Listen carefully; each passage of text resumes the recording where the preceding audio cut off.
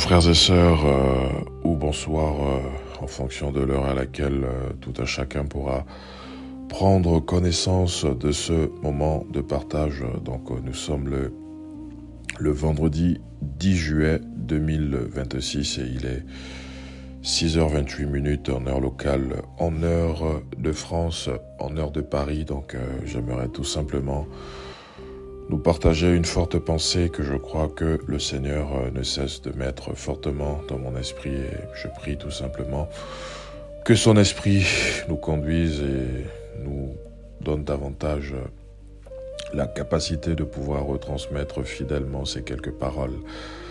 Donc je vais prier le Seigneur afin que son esprit seul coordonne davantage ce moment de partage. Seigneur, Papa, je te bénis et je te magnifie pour tout ce que tu es. Père, je veux te recommander ce moment de partage. Remplis-moi davantage de ta présence, Seigneur, et je prie que tu me donnes, Seigneur, de partager afin de délivrer fidèlement toutes ces paroles que tu as gravées dans mon esprit. Père, reçois l'honneur et la gloire et la majesté qui t'est due, parce que toi seul mérites la gloire, toi seul mérites l'élévation, toi seul mérites, Seigneur, d'être acclamé, toi seul mérites d'être magnifié.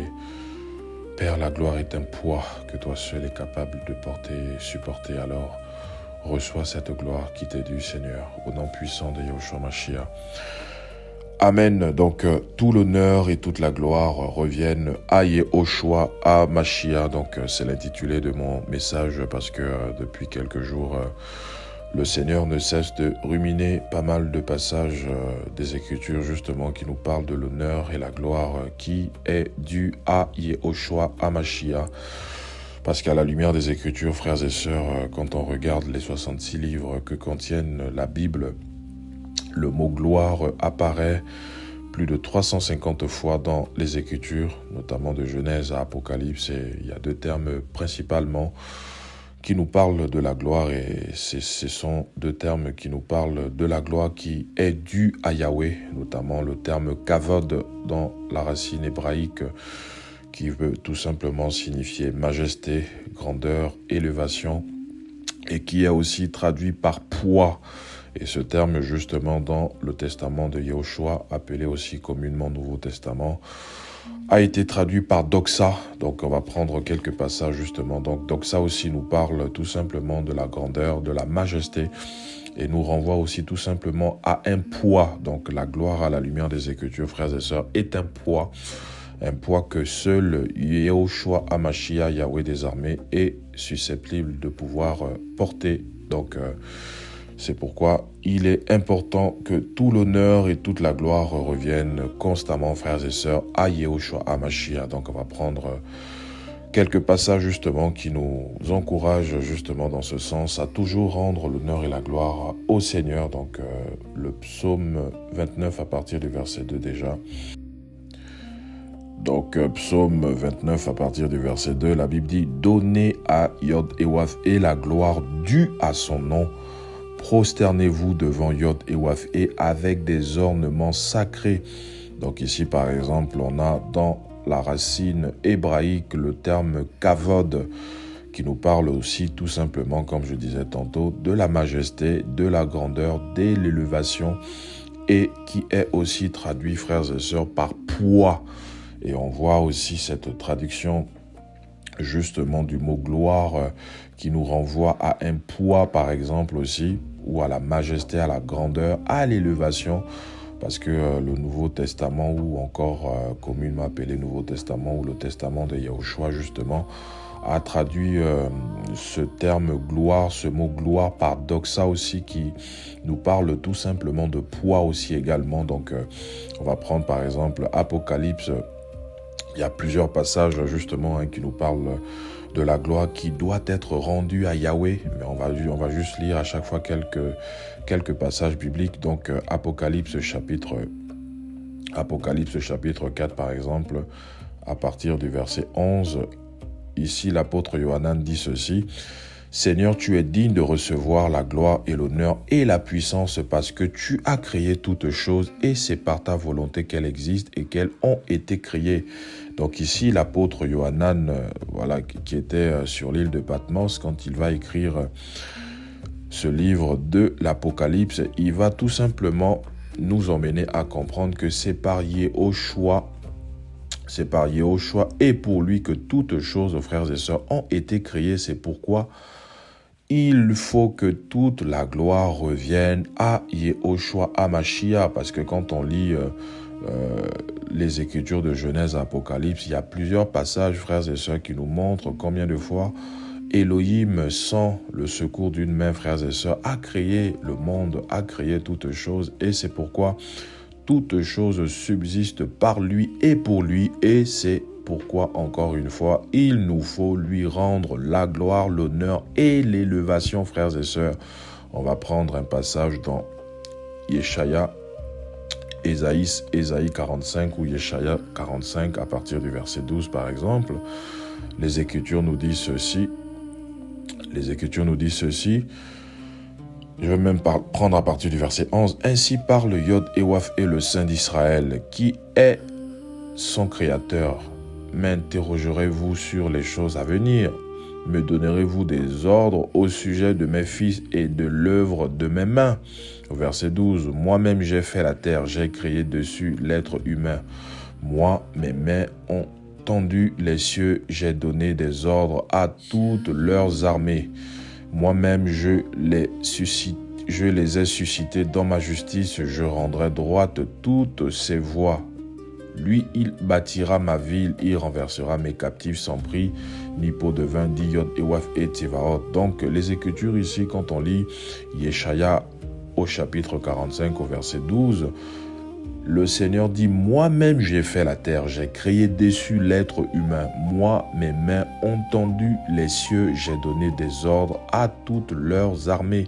Donc on voit ici que, frères et sœurs, le Seigneur rappelait aussi parfois constamment au peuple que lui seul, notamment par ses mains, ont créé toutes choses. C'est pourquoi justement, frères et sœurs, le Seigneur estimait ne recevoir aucun conseil venant d'un homme. Et quand on lit même Romains chapitre 11, justement, Paul aussi rappelait aux Romains cette réalité. C'est pourquoi quand on lit l'ensemble des Écritures, notamment les 66 livres de Genèse à Apocalypse, que ce soit sous la dispensation de la loi ou sous la dispensation de la grâce, frères et sœurs, tous les véritables esclaves ou serviteurs du Seigneur qui ont marché avec lui fidèlement rendaient continuellement toujours la gloire au Seigneur, parce que plusieurs avaient compris que ce mot gloire, qui veut dire poids, était un poids que seul Yahushua HaMashiach était capable de supporter, de porter, frères et sœurs. Pourquoi beaucoup de personnes, ou même beaucoup des prédicateurs, ou beaucoup de personnes se nommant disciples du Seigneur, finissent par se perdre au sein de notre génération, dans notre génération? C'est parce que justement, ils veulent porter cette gloire, frères et sœurs. Ils veulent supporter cette gloire. Ils n'ont plus cet état d'esprit de rendre la gloire à Yahushua HaMashiach. Et indirectement, ils reçoivent cette gloire et cette gloire les tue parce que c'est un poids que seul Yahushua HaMashiach, frères et sœurs, est capable de porter. Donc que Yahweh nous aide à toujours lui rendre l'honneur, la gloire et la majesté. Donc on va prendre Romains chapitre 11 à partir du verset 33 par exemple. Ici c'est Paul, dans le même sens et dans le même élan que l'apôtre Yohanan, il encourageait les assemblées de l'église de Rome justement à toujours rendre la gloire à Yahushua. Donc on va prendre Romains chapitre 11 à partir du verset 33. La Bible dit « Aux profondeurs de la richesse et de la sagesse et de la connaissance d'Élohim, que ses jugements sont insondables et ses voies incompréhensibles. Car qui a connu la pensée du Seigneur ?» J'aime beaucoup ce texte. « Car qui a connu la pensée du Seigneur ou qui a été son conseiller ?» Au verset 35 « Ou qui lui a donné le premier et il lui sera rendu ?» C'est des questions que l'apôtre Paulos pose aux assemblées de Rome. Au verset 36, « Parce que c'est de lui, par lui et pour lui que sont toutes choses. À lui soit la gloire pour les âges des âges. Donc les Écritures, frères et sœurs, à chaque fois les disciples de Yehoshua, les véritables esclaves, notamment dans le testament de Yehoshua, donc qui nous situe dans la dispensation de la grâce, on voit que ce soit l'apôtre Yohanan dans Apocalypse chapitre 4, que ce soit l'apôtre Paulos dans ce texte de Romains que nous venons de lire, et même la plupart des écrits, que ce soit les écrits de l'apôtre Jacob ou Jacques, ou encore l'apôtre Pétros ou Pierre, on voit à chaque fois que les disciples, les véritables frères et sœurs, disciples esclaves de Yehoshua rendaient toujours la gloire au maître, frères et sœurs, parce qu'ils avaient compris que c'était un poids que seul Yehoshua était capable de supporter. Et c'est pourquoi un fait marquant quand Paul et Barnabas vont se rendre dans la ville de Lystre, la Bible nous dit qu'ils vont guérir un impôt de naissance justement dans Actes chapitre 14 par exemple à partir du verset 8. Et on nous dit que la foule, on va même le lire pour ne pas le paraphraser, que Yahweh nous aide, frères et sœurs, à toujours lui rendre l'honneur et la gloire, parce que lui seul mérite véritablement l'honneur et la gloire, frères et sœurs. En vérité, Yehoshua seul mérite l'honneur, la gloire et la majesté. Donc, Actes chapitre 14, à partir du verset 8, donc ici on voit déjà la guérison d'un impôt de naissance. Dans Actes chapitre 14, à partir du verset 8, la Bible nous dit « Et à Lystre se tenant assis un certain homme impôt des pieds. Il était boiteux dès le ventre de sa mère et jamais il n'avait marché. » Au verset 9, celui-ci entendait parler Paulos, qui fixant ses yeux sur lui et voyant qu'il avait la foi pour être sauvé. Verset 10, dit d'une grande voix, donc Paul dit d'une grande voix, lève-toi droit sur tes pieds, et il sautait et marchait. Au verset 11, et les foules ayant vu ce que Paulos avait fait, élevèrent la voix et dirent en langue lycaonienne, les Elohim, s'étant fait semblable à des humains, sont descendus vers nous. C'est-à-dire, les hommes sont impressionnants, les hommes sont incroyables. C'est-à-dire, ils avaient vu un miracle qui ne s'était certainement jamais opéré au milieu d'eux, et ils vont tout simplement confesser de leur bouche que des Elohim, c'est-à-dire des dieux, littéralement, s'étaient fait chair et marchaient parmi eux. Voilà, Voici généralement combien de fois les hommes peuvent être idolâtres, frères et sœurs, quand ils voient les manifestations, les puissances opérées par l'Esprit du Seigneur par l'intermédiaire de plusieurs de ses esclaves. Mais parfois, les hommes s'arrêtent sur les hommes qui opèrent ces prodiges, alors qu'il y a quelqu'un qui est à l'origine de toutes ces choses, qui n'est pas vu, mais qui, frères et sœurs, est la racine et le détonateur de toutes choses. Et c'est lui, Yehoshua Mashiach, parce que c'est lui, par l'intermédiaire de l'apôtre Pétros et de Barnabas, qui avait opéré ces grands signes dans la ville de Lystre, afin de tout simplement témoigner que Yehoshua était le véritable Mashiach. Et qu'est-ce qui va se passer à partir du verset 11? Je vais le relire. Et les foules ayant vu ce que Paulos avait fait, élevèrent la voix et dirent en langue lycaonienne, les Elohim s'étant fait semblables à des humains sont descendus vers nous. Au verset 12, et ils appelaient Barnabas Zeus et Paulos Hermès, parce que c'était lui, en effet, qui portait la parole. Au verset 13, or le prêtre de Zeus, qui est devant leur ville, ayant amené des taureaux et des guirlandes aux portes, voulait offrir un sacrifice avec les foules. Au verset 14, mais les apôtres Barnabas et Paulos, ayant appris cela, déchirèrent leurs vêtements et se précipitèrent dans la foule en criant et disant, « Hommes, pourquoi faites-vous ces choses? Nous aussi, nous sommes des humains. » J'aime trop ce passage. « Nous aussi, nous sommes des humains ayant les mêmes sentiments que vous. Et vous annonçons l'évangile pour que vous détourniez de ces choses vaines vers l'Élohim, le vivant qui a fait le ciel et la terre, la mer et toutes choses, et toutes les choses qui y sont. » Donc ici, Paul reconnaissait que malgré les prodiges que les habitants de Lystre avaient vus, Paul et Barnabas, ici, frères et sœurs, confessaient de leur bouche en disant « Nous sommes des humains ayant les mêmes sentiments que vous, et vous annonçant l'évangile pour que vous détourniez de ces choses vaines vers l'Élohim. Nous sommes des humains ayant les mêmes sentiments que vous. Voici des vrais esclaves du Seigneur, frères et sœurs. Quand ils opèrent des signes, C'est-à-dire quand le Seigneur, par leur intermédiaire, opère des signes, des prodiges et des miracles, frères et sœurs, ils reconnaissent, frères et sœurs, que c'est Yehoshua qui opère toutes ces choses en eux et ils rendent tout simplement la gloire et la majesté à Yehoshua Mashiach. C'est pourquoi l'apôtre Paul disait dans 1 Corinthiens chapitre 15 à partir du verset 12, « J'ai travaillé plus que tout ceci en parlant des apôtres. » Après, il va se rétracter en disant « Toutefois, non pas moi, mais la grâce de Yehoshua qui était en moi. » On va prendre ce texte dans 1 Corinthiens chapitre 15. Frères et sœurs, rendons la gloire et l'honneur et la majesté à celui qui mérite la gloire et l'honneur. Parce que quand on voit dans Actes chapitre 14, l'apôtre Paul rappelait aux habitants de Lystre qu'ils étaient aussi des hommes comme eux. C'est-à-dire, ils avaient les mêmes infirmités, ils avaient les mêmes faiblesses, ils étaient confrontés aux mêmes difficultés de la chair. Voici les véritables esclaves. Ce sont des personnes qui rendent la gloire au Seigneur. Ce sont des personnes qui ne veulent pas être élevées. Ce sont des personnes qui ne veulent pas porter ce poids. Parce que le mot gloire, encore une fois, renvoie à un poids que Yehoshua seul, frères et sœurs, est capable de porter. Et toute personne susceptible de vouloir porter cette gloire, frère, sera tout simplement écrasée. Et c'est pourquoi, malheureusement, on voit dans notre génération des personnes qui se sont accaparées de la gloire du Seigneur, se nommant prédicateurs, se nommant enfants du Seigneur. Quand on voit bien qu'ils sont pour la plupart déjà dans un chemin, malheureusement, d'égarement. Pourquoi? Parce qu'ils n'ont plus le réflexe et ils n'ont plus cette attitude d'esprit de rendre la gloire à Yehoshua. Et c'est pourquoi, comme je disais tantôt dans 1 Corinthiens chapitre 15, regardons ce que l'apôtre Paul disait.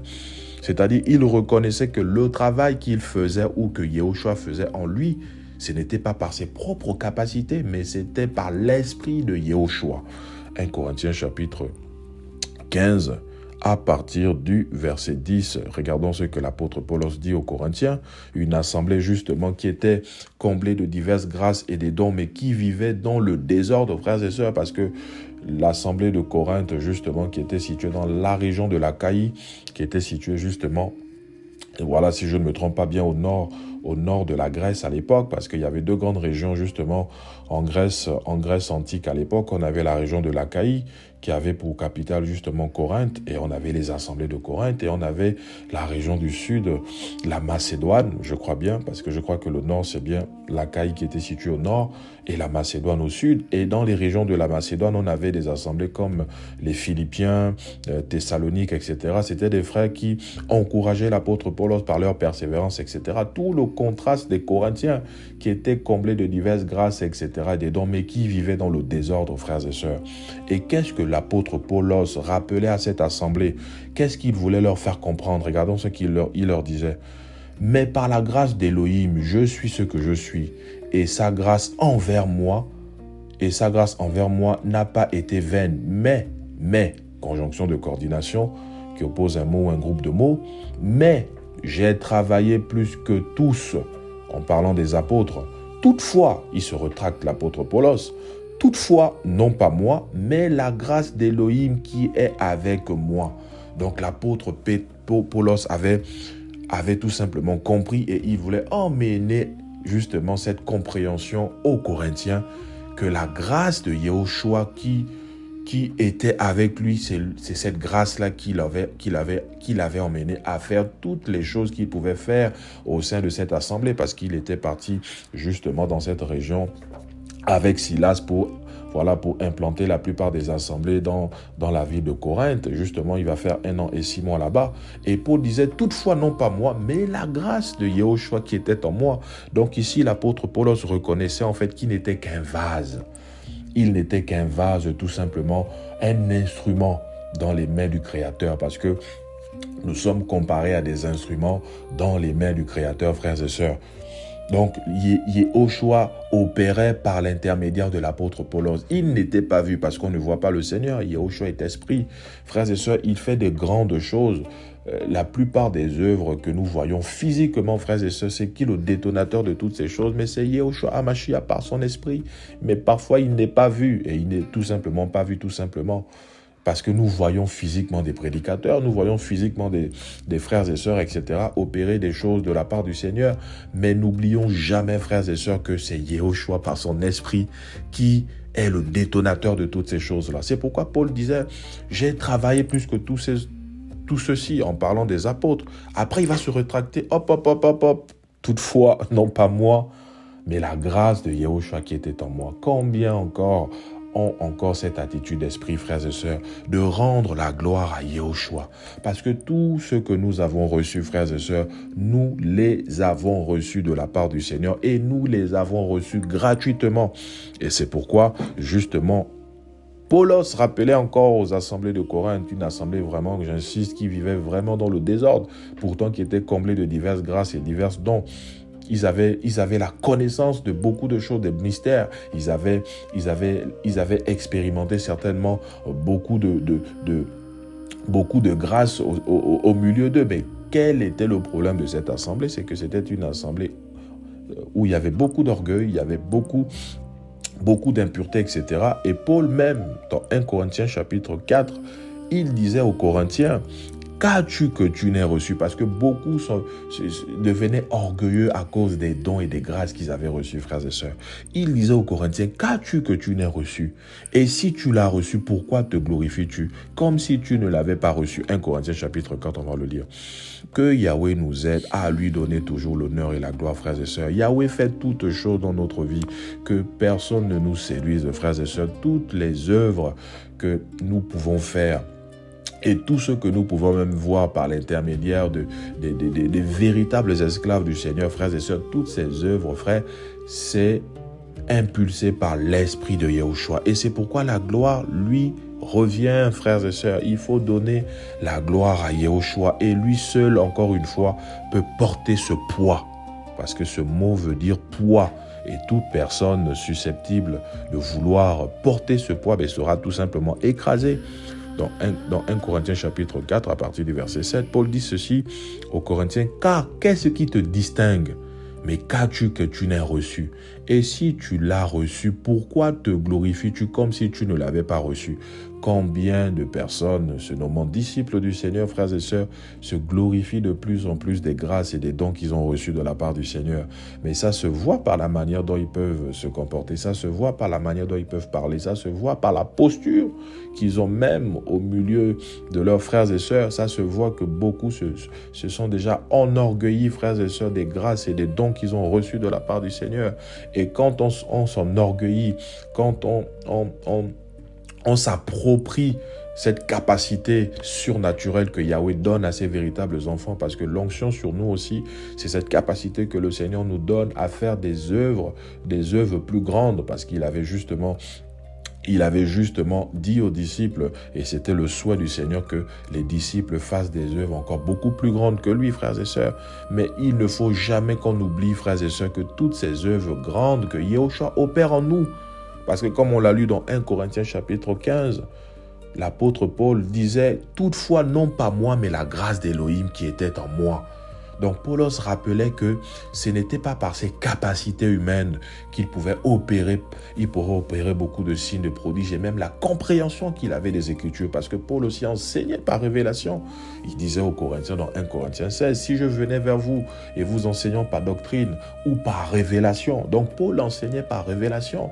Comme il pouvait aussi enseigner par doctrine, il pouvait prendre le Tanakh et il pouvait expliquer que Yahushua était le Mashiach, comme aussi il pouvait expliquer que Yahushua était le Mashiach par révélation, et des signes et des prodiges l'accompagnaient. Mais il reconnaissait, frères et sœurs, que toutes ces choses-là, c'était la grâce d'Élohim en lui qui opérait ces choses, frères et sœurs. Et Paul dit aux Corinthiens, « Mais qu'as-tu que tu n'aies reçu? Et si tu l'as reçu, pourquoi tu te glorifies? » C'est-à-dire, dès l'instant où on commence à s'accaparer, frères et sœurs, de ces capacités, ces grâces, ces dons, et ces talents que le Seigneur nous donne pour l'avancement de son royaume, frères et sœurs, on commence subtilement, frères et sœurs, à prendre la gloire du Seigneur.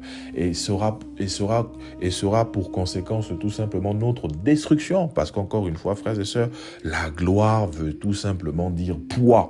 C'est un poids que Yahushua seul est susceptible et capable de porter, frères et sœurs. C'est pourquoi l'honneur, la gloire et la majesté doivent revenir au roi des rois, au Seigneur des seigneurs, à celui par qui et pour qui sont toutes choses, frères et sœurs. Donnons la gloire gloire à Yehoshua. C'est pourquoi tout l'honneur, toute la gloire reviennent à Yehoshua HaMashiach, frères et sœurs. Paul dit aux Corinthiens, qu'as-tu que tu n'aies reçu? Et si tu l'as reçu, mais pourquoi tu te glorifies? Donc, dès l'instant où tu te glorifies d'un don, frères et sœurs, quel que soit le don, quelles que soient les grâces, quels que soient les talents que tu as reçus du Seigneur, dès l'instant où tu te glorifies de ça, tu es en train de voler et de prendre la gloire du Seigneur. Et cette gloire va te détruire parce que tu n'as pas les épaules suffisamment larges pour pouvoir porter cette gloire, frères et sœurs. C'est un poids qui est en train d'écraser beaucoup de prédicateurs dans ces temps de la fin. C'est un poids qui est en train de détruire beaucoup de personnes, même appelées du Seigneur, parce que, frères et sœurs, beaucoup d'appelés, beaucoup de personnes se nommant disciples du Seigneur sont en train de prendre la gloire du Yehoshua. Et c'est pourquoi ils sont en train de mourir, parce qu'ils veulent porter un poids qu'ils ne peuvent pas supporter. Parce que la gloire et l'honneur doivent revenir à Yehoshua. C'est pourquoi tous les véritables esclaves de Yehoshua ont toujours voulu présenter le maître. Parce qu'il n'y a que lui, frères et sœurs. C'est lui qui fait toutes choses. Il faut qu'on le dise de plus en plus. Il faut que toute personne se nommant prédicateur, quels que soient les signes, quels que soient les prodiges, quelle que soit la dimension de ton service, il nous faut reconnaître, frères et sœurs, que l'honneur et la gloire doit revenir à Yehoshua. Parfois, nous le confessons de nos bouches, mais c'est d'abord, avant tout, un état d'esprit, frères et sœurs. C'est d'abord un état d'esprit à avoir. Il ne suffit pas de dire « Père, reçois l'honneur, reçois la gloire et qu'on donne la gloire au Seigneur ». Non, c'est un état d'esprit. Ça doit se montrer et ça doit se voir par notre attitude, par la disposition de cœur que nous avons, par l'attitude de cœur que nous avons. Une attitude humble, une attitude à l'écoute, une attitude réceptive, Père.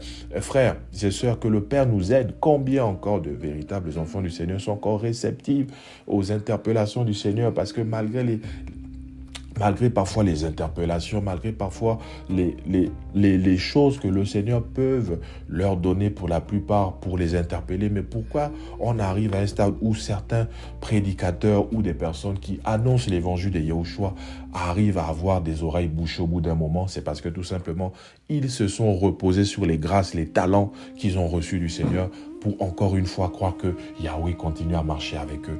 Alors que quand on a une attitude de cœur, frères et sœurs, où on est constamment dans une attitude de s'examiner, on ne peut pas se permettre de voler et de prendre la gloire du Seigneur. C'est impossible. Et quand on commence, frères et sœurs, à vouloir porter cette gloire, mais elle va nous détruire.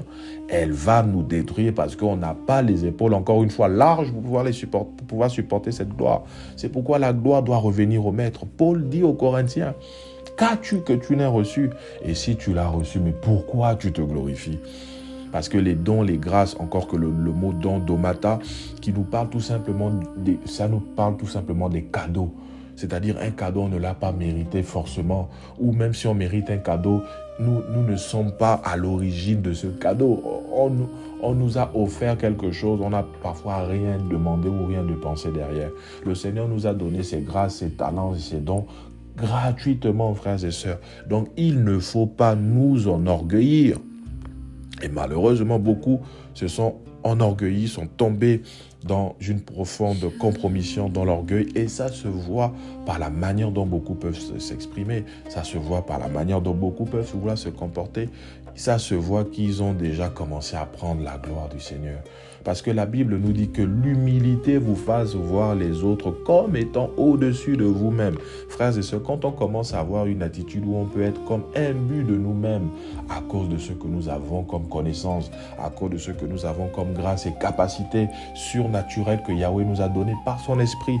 Parce que la preuve que c'est Yahweh qui le fait en nous, mais rappelons-nous quand on était dans le monde, frères et sœurs, quand on était de l'autre côté, est-ce qu'on était susceptible ou on avait cette capacité de faire et d'opérer les choses qu'on peut faire aujourd'hui par la grâce de Yehoshua? Non, c'est la preuve que c'est le Seigneur qui fait en nous. Parce que quand nous étions dans le monde, pour la plupart, nous étions dans la débauche sexuelle, dans la débauche de ce monde, frères et sœurs. Beaucoup même, lire la Bible ne les intéressait pas. Lire la Bible, frères et sœurs, ne nous intéressait pas pour la plupart. Frères et sœurs, on n'était pas intéressés par ces histoires de l'évangile, etc. Ça ne nous disait absolument rien. Ça veut dire que aujourd'hui, si on arrive, frères et sœurs, à arriver à faire un bon nombre de choses pour l'avancement de son royaume, c'est tout simplement Yahushua qui opère en nous. C'est pourquoi il nous exhortait qu'à chaque fois que l'on fera un service pour lui, il nous faut toujours dire que nous ne sommes que des serviteurs inutiles. Est-ce que nous avons encore, frères et sœurs, cette attitude d'esprit? Je vous assure que beaucoup d'enfants du Seigneur sont en train de perdre cette attitude d'esprit. On n'a plus cette prédisposition à rendre la gloire au Seigneur.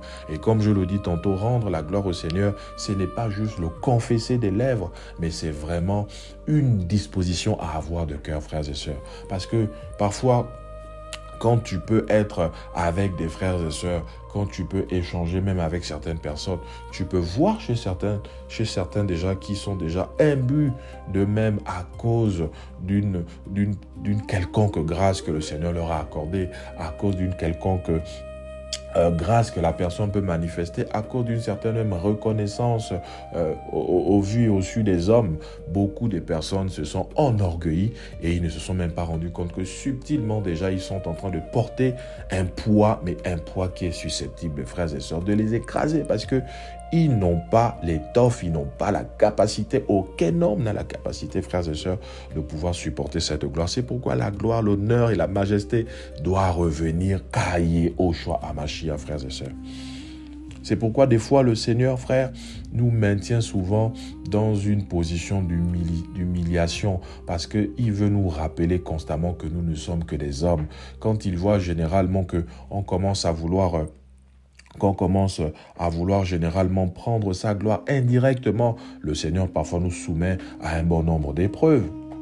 Il nous soumet à un bon nombre d'épreuves, etc., où il veut tout simplement nous rappeler que nous ne sommes que des hommes. Et comme on l'a lu dans Actes chapitre 14, à partir du verset 8 à 12, l'apôtre Pétros, ou du moins Paulos, autant pour moi avec Barnabas, disait constamment justement aux habitants de Lys que nous sommes des hommes comme vous, c'est-à-dire nous avons les mêmes infirmités et incapacités que vous, frères et sœurs.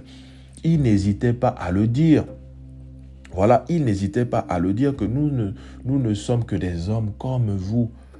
Parce que parfois, à cause de ce que nous pouvons faire pour le Seigneur, on peut penser qu'on est devenu des surhommes.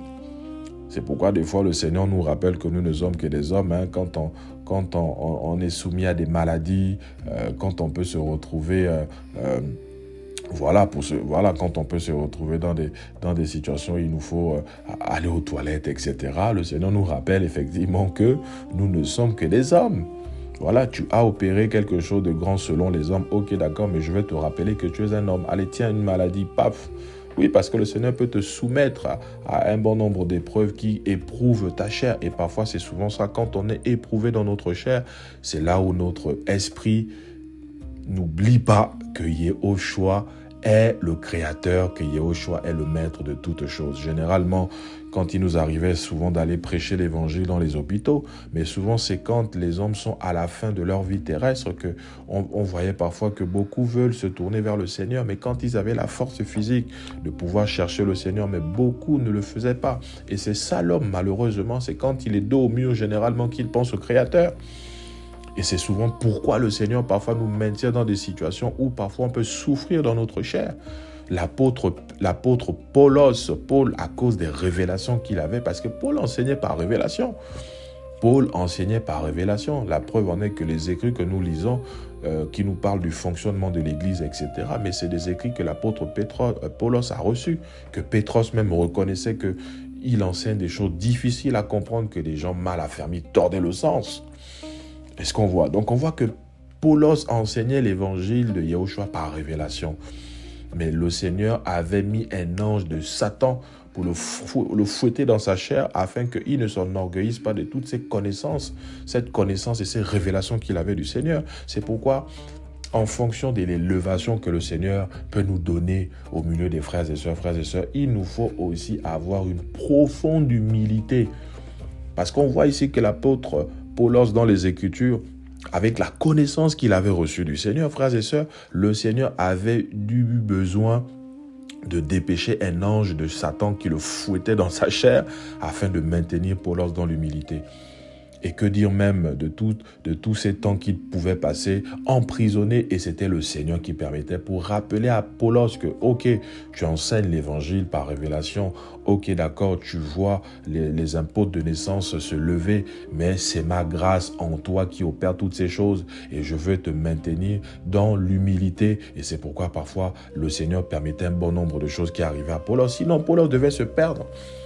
C'est pourquoi plus on grandit dans l'expérimentation des grâces, des miracles, etc., toutes ces choses-là, parce que je crois que la connaissance de Yahushua ne rend pas orgueilleux. La connaissance de Yahushua n'enfle pas. Plus tu apprends à mieux connaître le Seigneur dans l'intimité, plus tu as tout simplement envie de te dépouiller, tu as tout simplement envie de t'effacer. C'est pourquoi Jean le Baptiste disait « Je ne suis pas digne de délier la courroie, des souliers du Maître. Je ne suis pas digne. Je ne suis pas digne. Il faut qu'il croisse et que moi je puisse diminuer. » Quand tu apprends à connaître le Seigneur dans l'intimité, tu apprends à avoir cette connaissance précise et correcte du Seigneur.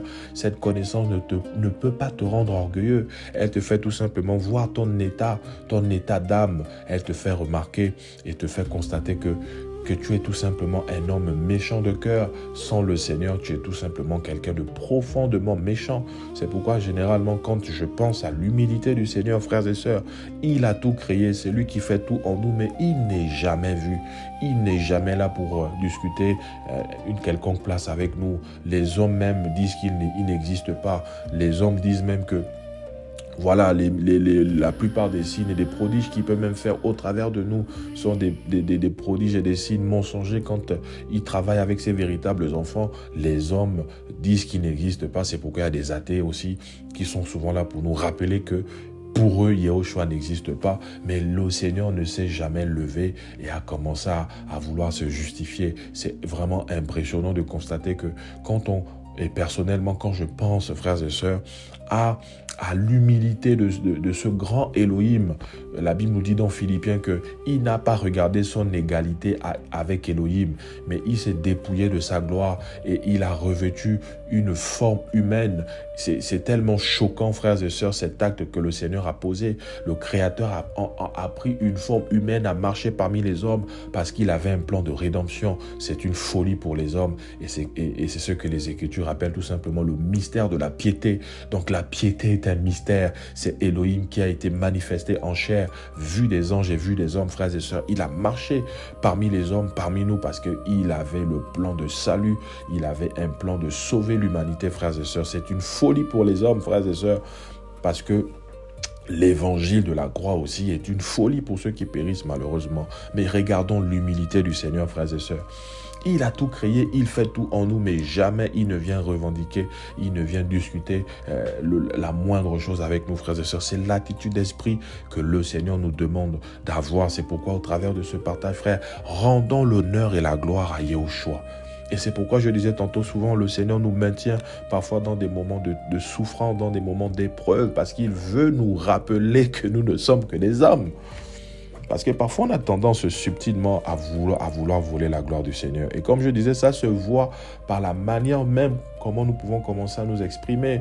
Beaucoup de frères, des fois, quand tu es avec eux, tu te rends compte que, mais en fait, le langage déjà montre, frères, qu'ils sont déjà orgueilleux, mais ils ne se rendent même pas compte pour la plupart. Leur langage montre déjà qu'ils sont déjà touchés par l'orgueil. Parce que, frère, le tout n'est pas de voir souvent l'orgueil chez les autres. Attention. Attention. Moi, j'ai vu des personnes qui dénoncent l'orgueil constamment, mais quand tu les approches bien, mais tu te rends compte que, mais, comme disent les Ivoiriens, tu peux enlever le mot orgueil dans le dictionnaire, tu colles leur photo. Je vous dis, j'ai vu des gens dénoncer l'orgueil, mais eux-mêmes, c'est des gens très orgueilleux. J'ai vu des gens dénoncer des choses dans lesquelles eux-mêmes, ils sont assis. Et c'est impressionnant. C'est pourquoi la Bible nous encourage à ne pas toujours voir facilement la paille qui est dans l'œil des autres, mais de toujours voir d'abord la poutre qui est dans nos yeux, frères et sœurs. Quand on commence à s'ériger en donneur de leçons, quand on s'érige déjà en celui-même qui comprend de bout en bout la pensée du Seigneur, mais c'est fini, on est devenu un Elohim. Paul, dans Romains chapitre 11, il pose une question aux Romains. Qui a connu la pensée du Seigneur pour l'instruire?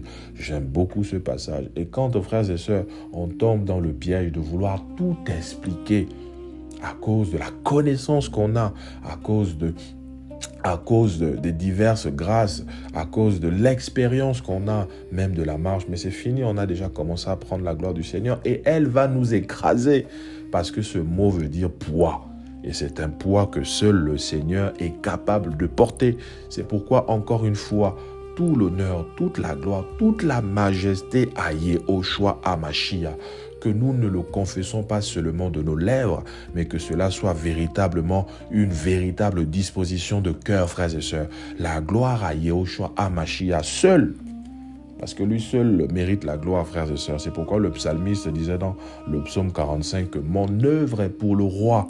Dans le psaume 45, à partir du verset 2, mon œuvre est pour le roi, frères et sœurs. Tout ce que nous faisons, c'est pour le roi, parce que c'est lui qui le fait en nous, et c'est pourquoi la gloire lui est due. Il nous faut lui donner la gloire. C'est pourquoi à lui la gloire, la majesté au siècle des siècles, au nom de Yehoshua HaMashiach, frères et sœurs, il nous faut donner la gloire à celui qui mérite la gloire, frères et sœurs. Yehoshua mérite la gloire. Il mérite la gloire, frères et sœurs. Il ne faudrait pas que ça soit juste des slogans. Il ne faudrait pas que ça soit juste des propos que nous énumérons constamment dans des prédications, dans des partages. Non, il nous faut avoir l'attitude de cœur qui va avec. Il nous faut rendre la gloire au Maître, frères et sœurs. Voilà.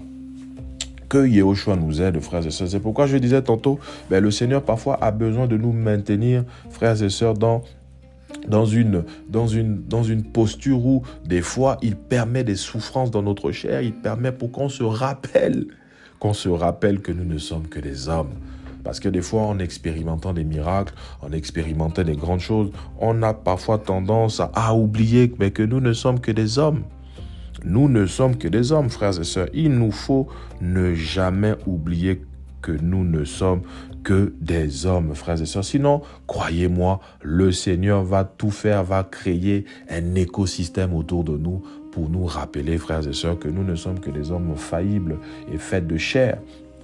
C'est très très important de comprendre ces choses, frères et sœurs, parce que malheureusement, beaucoup de personnes, frères et sœurs, ont été et se sont tout simplement égarés à cause des grâces et des dons que le Seigneur leur avait accordés. Regardons par exemple le cas de Moshe.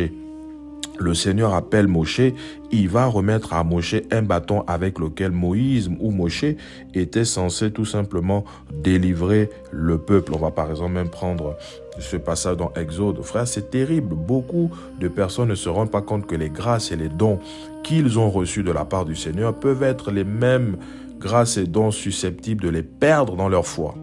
C'est pourquoi il nous faut beaucoup d'humilité, frères et sœurs. Il nous faut beaucoup d'humilité.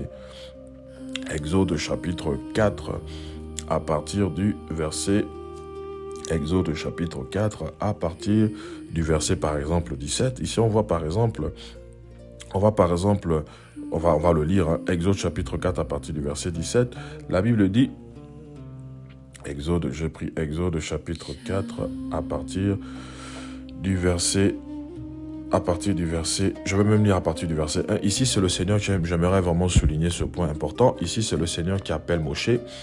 Moshe répondit et dit, voici, ils ne me croiront pas et ne t'écouteront pas et n'écouteront pas ma voix, car ils diront, Yod et Waf et ne t'est pas apparu. Au verset 2, Yod et Waf et lui dit, qu'y a-t-il dans ta main? Il lui dit un bâton. Il lui dit, jette-le par terre. Il le jeta par terre et devint un serpent. Et Moshe fuyait devant lui. Yod et Waf dit à Moshe, étends ta main et saisis sa queue. Et il étendit sa main et le pressa. Et il devint un bâton dans sa paume. Au verset 5, afin qu'ils croient que Yod et Waf est l'Élohim de leur père, l'Élohim d'Abraham, l'Élohim d'Isaac et l'Élohim de Jacob t'est apparu. Yod et Waf lui dit encore, mets ta main s'il te plaît dans ton sein. Et il mit sa main dans son sein, puis il le retira. Et voici sa main était lépreuse comme de la neige. Donc ici, on voit l'appel que le Seigneur va tout simplement adresser à Moshe. Et il va lui donner un bâton avec lequel il était censé tout simplement opérer des grands prodiges afin que Pharaon puisse reconnaître que Yahweh était le véritable Elohim et qu'il fallait qu'il laisse tout simplement aller son peuple, qu'il laisse Pharaon justement, qu'il laisse partir le peuple afin que le peuple hébreu puisse aller adorer Yahweh dans le désert. Donc le Seigneur avait doté Moshe des capacités surnaturelles afin de pouvoir tout simplement manifester sa gloire aux yeux des Égyptiens. On a par exemple, lorsque le Seigneur permettra par la verge qu'il avait remis à Moshe, qui était l'image de l'autorité que Moïse avait reçue. Moïse va par exemple, on va prendre même ce passage dans Exode chapitre 14, frères et sœurs. Donc ici on voit qu'il y a quelqu'un qui a reçu un bâton avec lequel il va délivrer le peuple, frères et sœurs. Il va manifester des grands prodiges et des grands miracles avec ce bâton. Mais frères et sœurs, on verra que c'est avec le même bâton que Moshe va se perdre. Exode chapitre 14 à partir du verset 16, regardons ce que la Bible dit. La Bible dit « Et toi lève ton bâton, étends ta main sur la mer, fonds-la et que les fils d'Israël entrent au milieu de la mer à sec. » Je vais relire ce texte, c'est quand même fort. « Et toi lève ton bâton, étends ta main sur la mer, fonds-la et que les fils d'Israël entrent au milieu de la mer à sec. » Donc, Moïse, avec le bâton que le Seigneur lui avait donné dans Exode chapitre 4, frères et sœurs, il pouvait même diviser la mer en deux afin que le peuple, comme il est écrit, pouvait se permettre de traverser la mer à sec. Donc, il a expérimenté des signes et des prodiges terribles. Et il opérait la plupart de ces prodiges avec le bâton que le Seigneur lui avait donné. C'est un peu l'image des dons, des grâces que le Seigneur peut nous donner, frères et sœurs. Mais regardons que c'est le même bâton avec lequel, frères et sœurs, Moïse ne va pas rentrer à Canaan. C'est à cause du fait qu'il va frapper le rocher 2 fois. Parce qu'on se rappellera que le Seigneur lui avait dit, voilà, aux eaux, lorsqu'il va tout simplement désobéir au Seigneur, je pense qu'on se rappelle de ce passage où le Seigneur lui dira « Parle au rocher ». Mais qu'est-ce que lui va faire? Il va frapper 2 fois sur le rocher.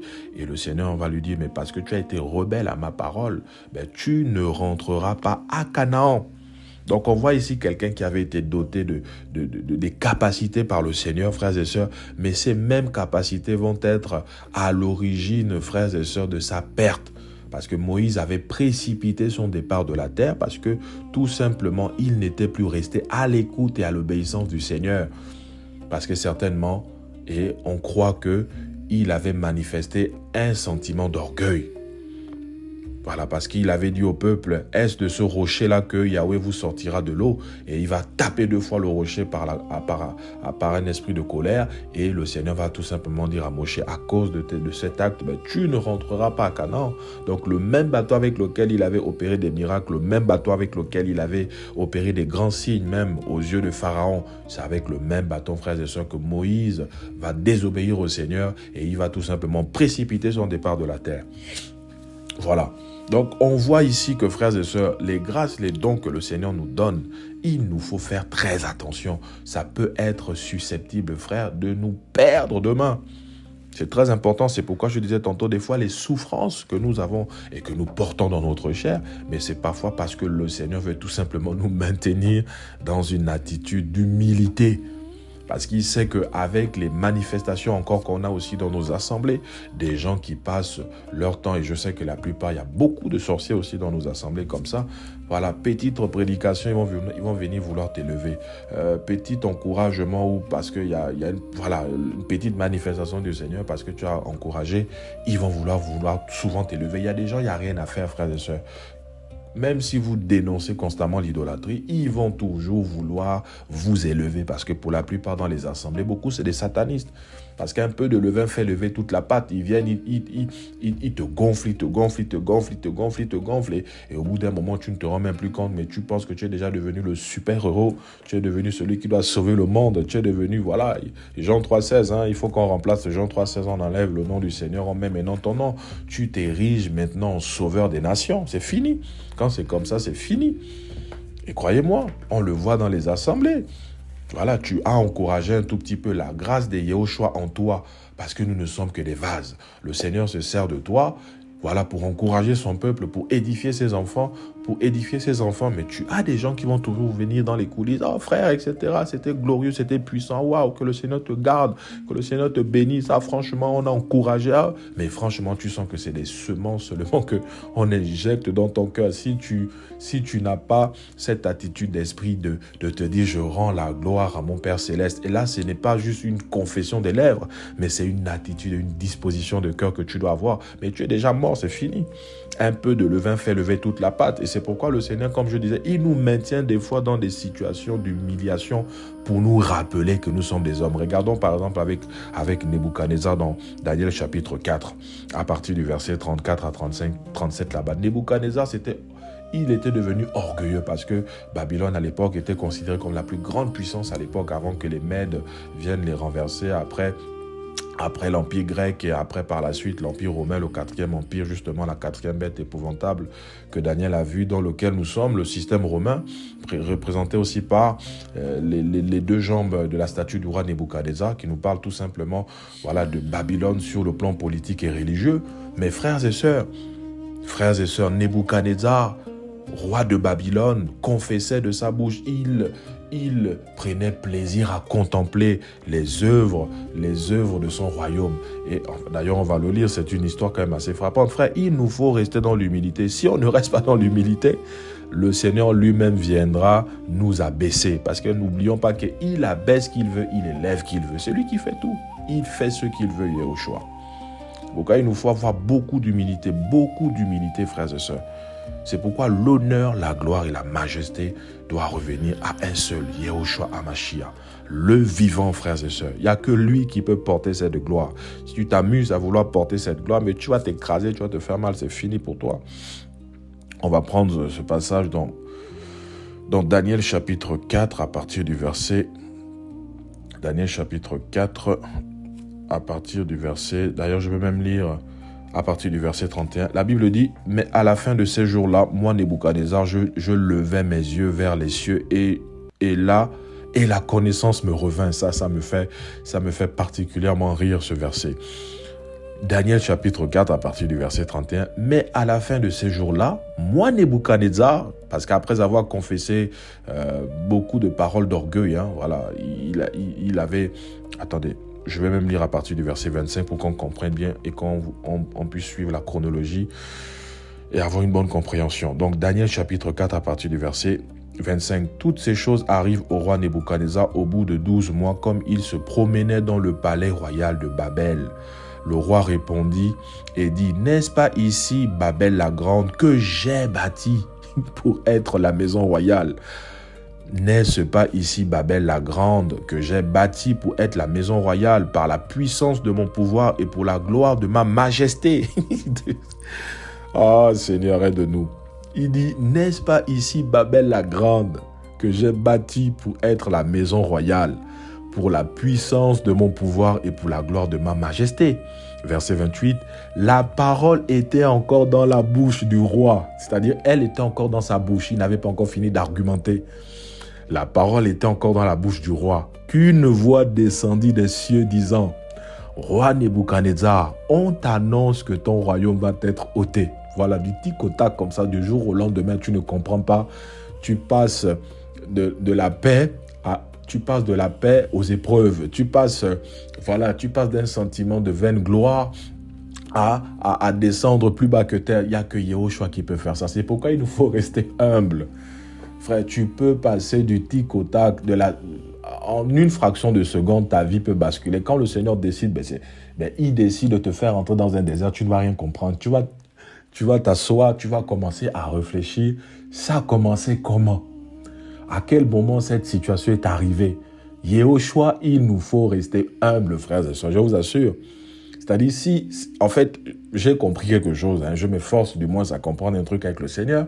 La règle du jeu, quand un tout petit peu t'utiliser, la règle du jeu, c'est toujours pleurer à ses pieds, pleurer par rapport à ton orgueil, pleurer qu'il te garde dans l'humilité, pleurer que davantage tu ne te perdes pas. Voici la règle du jeu.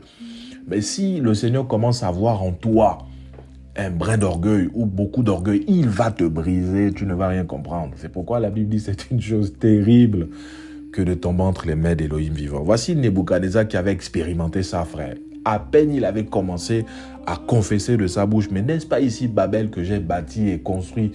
Je vais le relire, c'est fort. Le roi répondit et dit, n'est-ce pas ici Babel la grande que j'ai bâti pour être la maison royale par la puissance de mon pouvoir? Donc il estimait qu'il avait un pouvoir et pour la gloire de ma majesté. Donc il était à ses yeux un Elohim littéralement. Au verset 28, la parole était encore dans la bouche du roi qu'une voix descendue des cieux, disant, roi Nebuchadnezzar, on t'annonce que ton royaume va être ôté. C'est-à-dire le Seigneur avait décrété que toi, c'est désert. Et qu'est-ce qui va se passer au verset 29? On te chassera du milieu des humains. Oh Seigneur, aide-nous. On te chassera du milieu des humains. Tu auras ta demeure avec les bêtes des champs. C'est-à-dire tu vas aller brouter l'herbe avec les animaux là-bas. Comme ça, tu vas comprendre que la gloire revient à Yahushua seul. Parce que tu veux t'approprier une gloire, un poids qui va te détruire. Mais attends, on t'envoie d'abord faire on va t'envoyer d'abord faire un tour avec les animaux. Tu vas brouter l'herbe comme eux, voilà. On te donnera de l'herbe à manger comme au bœuf. Et 7 ans passeront sur toi jusqu'à ce que tu saches que le Très-Haut domine sur le royaume des humains et qui le donne à qui il lui plaît. Verset 30. Au même instant, la parole s'accomplit sur Nebuchadnezzar. Il fut chassé du milieu. Là, je me pose une question. C'est lui qui était roi. Il fut chassé là. Il l'a c'est qui? Oh Seigneur, aide-nous. Il l'a c'est qui? Il fut chassé du milieu des humains. Il mangea de l'herbe comme des bœufs. Et son corps fut arrosé de la rosée des cieux jusqu'à ce que son poil croisse comme des plumes des aigles et ses ongles comme ceux des oiseaux. Donc, il avait maintenant des ongles comme des oiseaux, frère.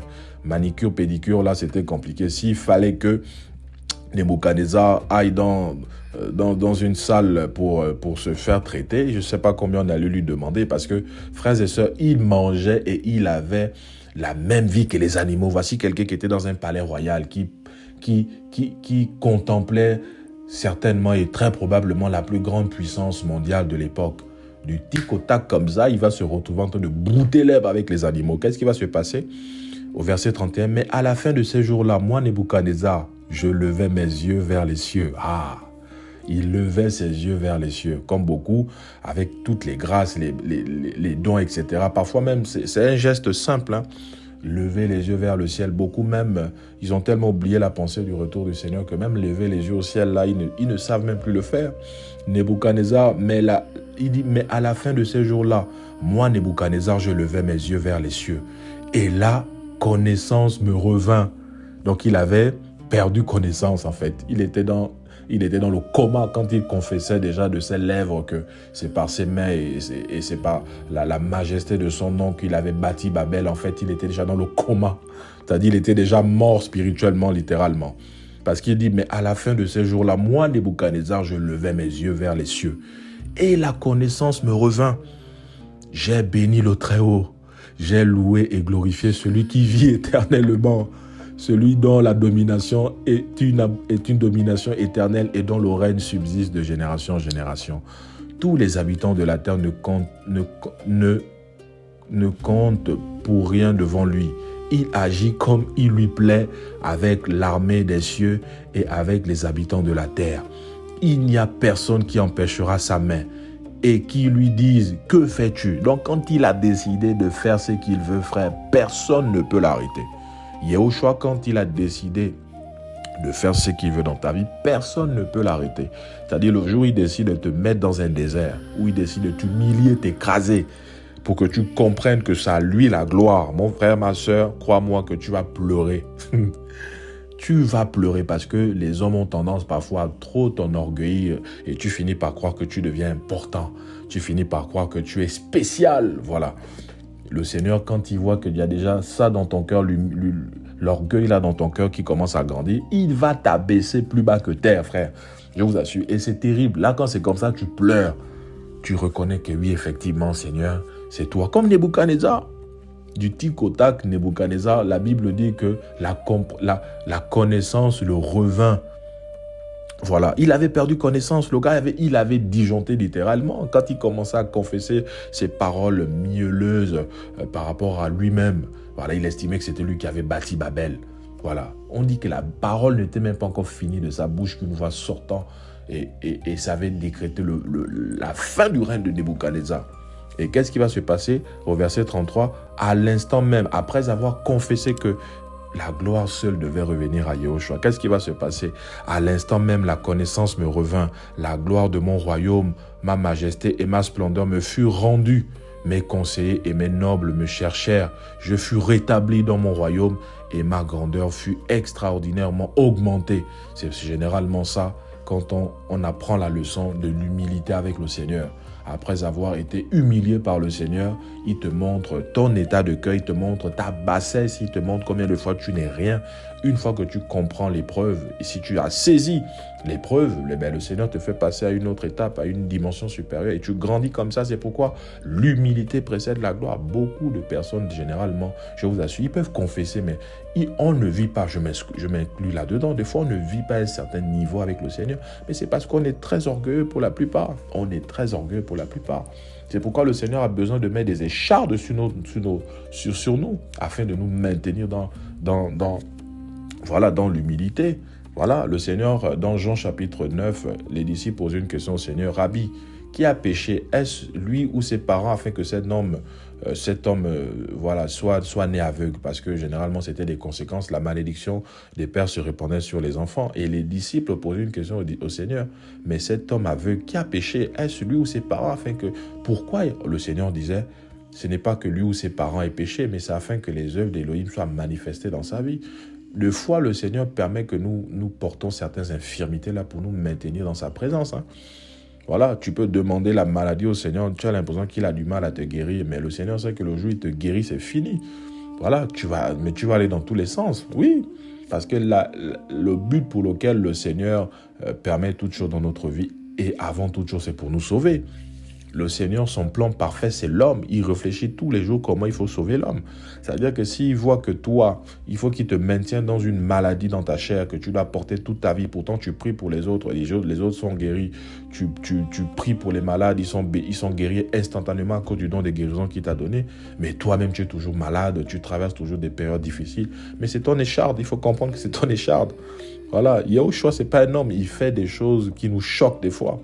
C'est pourquoi il nous faut rester humble. La règle du jeu, quand Yahushua t'élève un tout petit peu, voilà, t'accorde un tout petit peu des portions de grâce, etc., ou te distingue un tout petit peu, frère, il faut rester humble.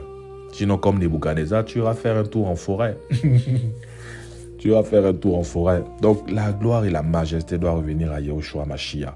Frère, il n'a besoin de personne pour faire son œuvre. C'est pourquoi, voilà, en parlant de Nebuchadnezzar, on nous parle justement de la pierre qui se détache sans le secours d'une main, qui viendra mettre fin justement au gouvernement des nations, parce que justement cette pierre qui se détache et qui va briser la statue de Nebuchadnezzar, notamment au niveau des pieds, voilà, qui était symbolisée par le 4e empire dans lequel on est.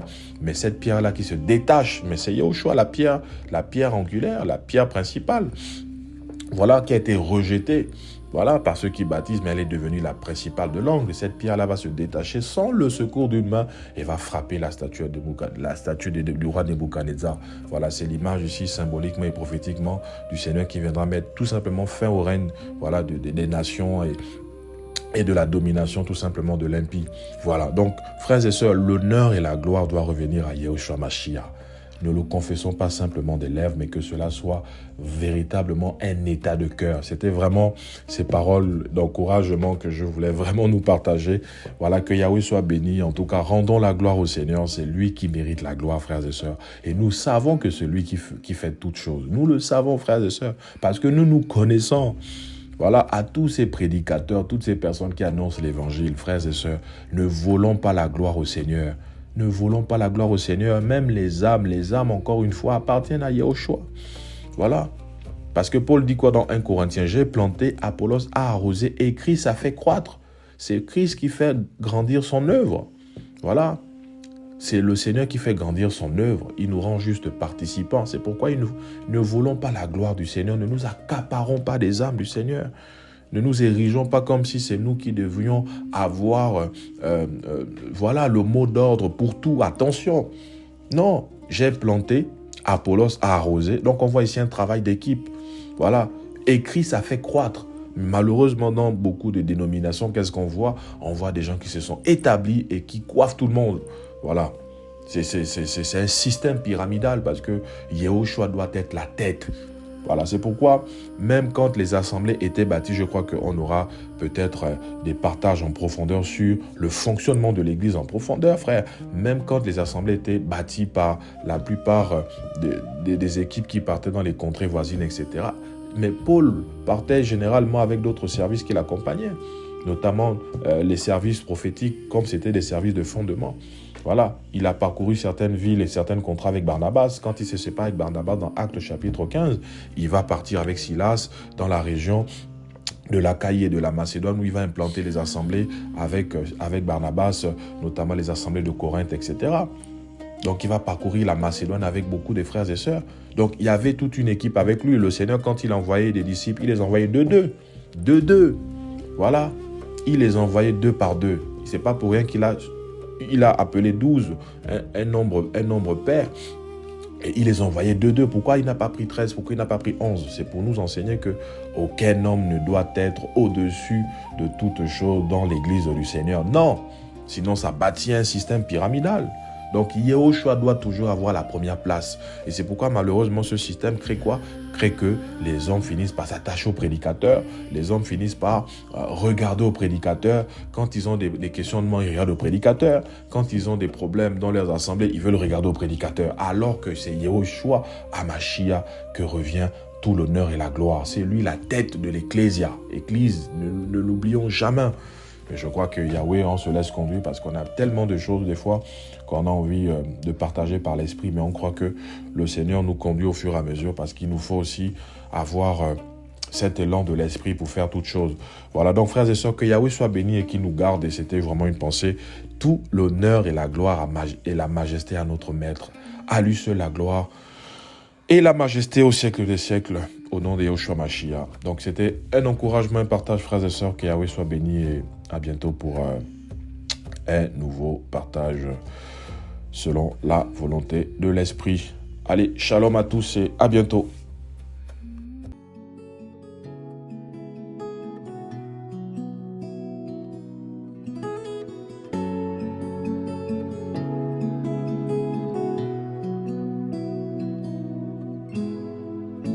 L'immensité de ta grandeur me montre que je ne suis rien. Mais quand tu façonnais la terre, j'étais déjà près de ton cœur. Mais avant que je sois, et pour moi tu as tout donné. Toi seul pouvais me libérer. C'est pourquoi je veux t'adorer. Oh, toi seul est digne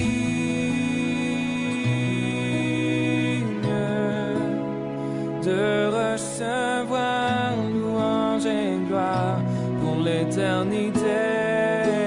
Oh, toi seul est digne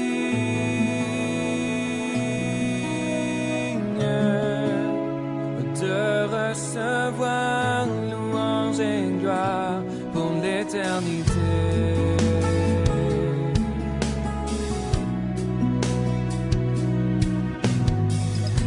Dans ta présence, je me tiens,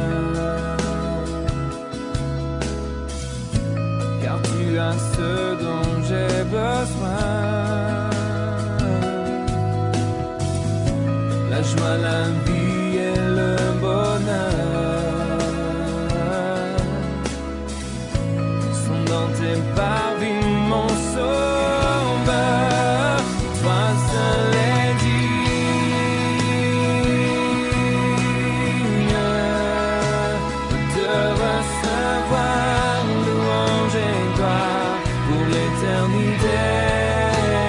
toi seul est digne